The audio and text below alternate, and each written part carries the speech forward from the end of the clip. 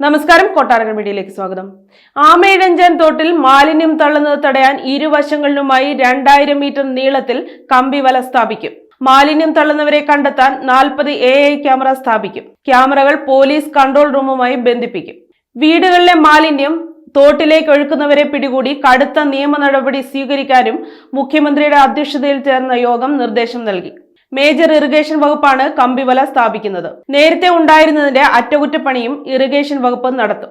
വീടുകളിലെ മലിനജലം ആമയിഴഞ്ചാൻ തോട്ടിലേക്ക് ഒഴുക്കിയാൽ കടുത്ത നടപടികൾ എടുക്കും.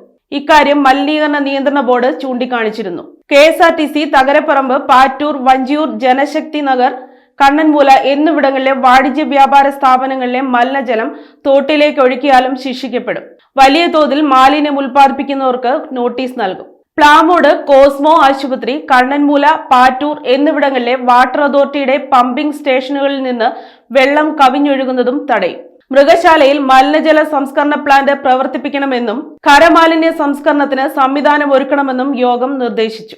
രാജാജി നഗറിൽ നിലവിലുള്ള തുമ്പൂർമുഴി യൂണിറ്റുകൾ പ്രവർത്തനക്ഷമമാക്കി അധികമായി വരുന്ന മാലിന്യം അംഗീകൃത ഏജൻസികൾക്ക് കൈമാറും.